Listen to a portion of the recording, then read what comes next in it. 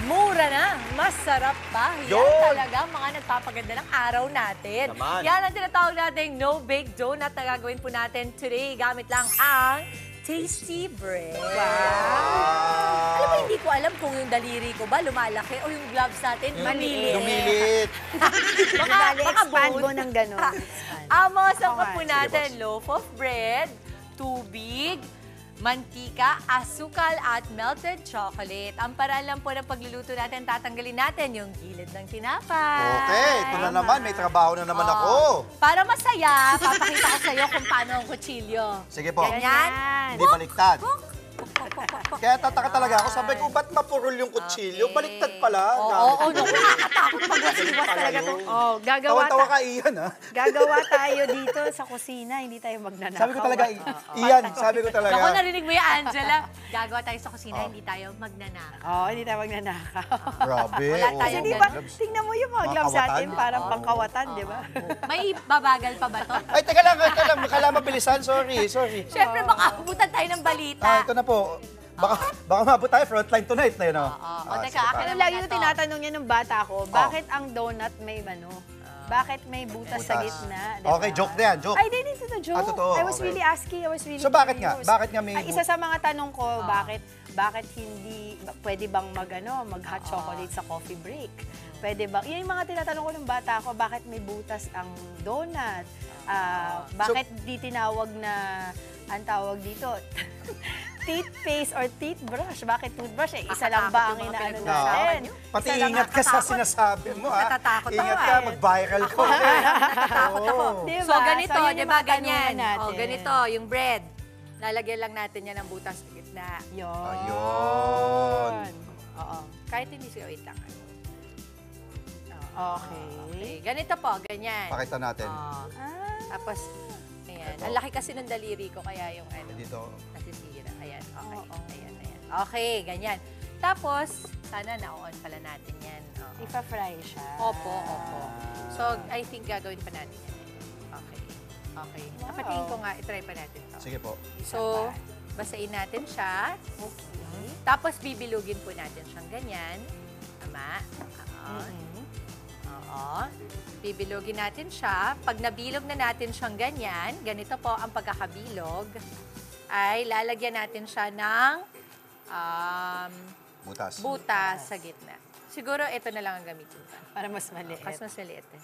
Ayun! Yun, dali mo. Perfect. Ayan po, Ayun! as a donut. Oh, Galing. ganda. Mini donut pala ang So, bakit nga may peg. butas ang donut? Iniisip ko nga noon, pero well, sabi sa akin ni Diego kasi 'di ba chef siya. Oo. So before daw kasi yung isang baker nagluluto siya, parang hindi tama yung yung size nung ano niya, nung binibake niya. Tapos binutas niya yung binutas niya.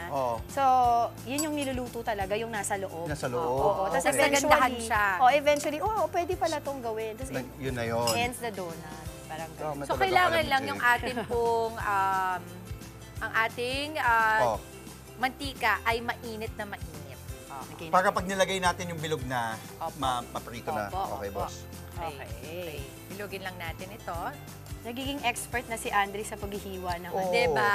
sides At saka, yan, ang basic, di ba pag nagsuchef ka nga, ang pinaka-basic niya talaga ay, ang tawag dito, Knife skills. Knife skills. That's Yun, right. pwede na At ako. itlog, alam niyo ba yun? Na kailangan, yes. Yan na. Kasi chef si Kuya. Oo, kwento lang niya sa akin. Hindi Mama naman ako Angela, chef pwede eh. ka mag-try, ha? Oh, Okay, sige. sige, okay lang. Gusto mo? Go. Ako na lang Hindi, taga ito. ano. You can try that. You can put water, tapos try mo ring magbilog. Sige. I will bilog. May tanong ako, bakit I will pala bilog kailangan myself. tanggalin yung sides? Kasi Paano nga matigas siya, hindi siya consistent dun sa ano. Yung bibilugin mo lang, parang i-mash mo siya, di ba? Igaganon mo lang. Alam mo ba sa mag-aasawa, dyan mo nalalaman kung mahal ng asawa ang asawa niya. Kasi may mga tao na ayaw nung gilid, ang asawa ko, ginagawa niya, kinakain. Kinakain niya. So, para walang tapo. Ganun din kami. Yung crust sa pizza, ayaw niya. Ako kumakain. Talaga. Kundi ako si Ni Booker. Kundi ako si Booker. Totoo. Tama ako, di ba? Oo, tama ka. Kami naman ni Diego, naiinis siya kasi hindi ko na siya natitirhan eh. Talaga. Sa'yo na Akin lahat. na lahat? Oo. Tignan natin Okay, so paano ba ulit yung ginawa niyo? Hindi pa siya ganun Ano, kainit. paano daw, Paano ba ulit? Gaganunin ko lang? So basa siya, mama, tapos bibilugin mo. Dito mo ilagay, mama. Basahin mo siya. Di ba? Hindi ako nakinig sa'yo kanina. Ayan Tas na. gaganunin So, lang. medyo. Okay Sino na. ninong napadala ang kapal? Ayun. Wow! Let's go! Akalain mo yun? Yung Would you kanina look at that? kapal, Oo, naging ganyan na. Yes, at sa halagang 140 pesos lamang po para sa 10 piraso ng cute na donuts na ito. Ito ay pwedeng pambaon natin sa ating mga Yes. chikiting. Napakadali lamang pong gawin. At the nice thing about this is that ang ginamit lang natin na tinapay dito ay hindi pa nga ang magagarang flour, kung hindi ang ready-made tasty loaf of bread. Galing. So, you shall try, Yes. please. Anong sa'yo, mama? Iniisip Come mo on. matamis. So, sige. So, ano sa I'll try 140 pesos? 10 piraso. 14 pesos kada piraso. Yes. Pwedeng simulan ng negosyo yun. So, Yes. pwede benta mo, pwede mong Alam mo kung 15. sinong pwede magbenta niyan? Yung mga bata rin na pinapabaunan mo. Oo, diba? tama. Alam mo Okay. ba, may madadala pa pala sa 14 pesos mo. Kasi akala ko, sa mga panahon na to, wala nang mapupuntahan yung 14 pesos. Alam mo, candy na lang eh. No? Oo. Yes. So, imaginein mo yung mga leftover breads natin. Kasi, napaka-importante na sanayin natin sarili natin. Pag bumili ng tinapay, huwag imbakin. Kung sakaling na-imbak, pwedeng gawing mini donut. Panalo Sarap? to. Mhm. Sarap ah. Oh, diba? Alam mo yung parang mga mini donut na nakikita mo sa mall, Sa mall. Oo. dun sa mga food court, diba, yung Yes. grocery. Parang ganito po yung lasa. Pero po, tasty bread to, tinapay. At saka tingnan mo ganoon, napakaganda niya. And plus, pwede nyo pang gawin na ang mangyayari niyan, iba-iba. Tinatabayan niya kasi yung kagat ko. Talagang tumatalsik. Ano Ano ba to? Tinatalsikan pa ako na ano ba ako? Nausog mo ba ako? Sorry. I didn't sign up for this. Andre, Hindi, masarap kasi talaga. salita pa siya talaga. Hindi ko siya talaga natigil. Pero hindi, gusto ko lang pakita na pwedeng iba't ibang sizes po, na depende na lang po sa Yeah, inyo. nice. Pero tingnan mo naman ang cute. Pwede rin yung chocolate sprinkles. O, eto na nga. At meron akong kalaban sa Biggest Loser dito, si Sir Arnel. Sir Arnel, halika dito, lumapit ka dito. Halika. Dahil ikaw ang guest namin today. Pakita na, palakpakan po natin. Yes, Sir Arnel. Oo. Alam mo Yes, ba, Arnel. Boss Arnel, ilan na ang na-lose mo mula nung Desyembre? Wait. Ilan? 26 kilos! At dahil dagdagan natin yan. Hindi, kwento natin sa mga kapatid natin. Meron po kasi silang laban na parang biggest loser. Ayaw niya, So yung ayaw niya. pabawasan po ng Tapos timbang. ngayon binibigyan niya Yan po, ng ano. sinasabotahe po. At syempre, si Isay Laban din. niya. Isay, Tawagin na halika natin natin dito. sa Lord Director. Si Isay.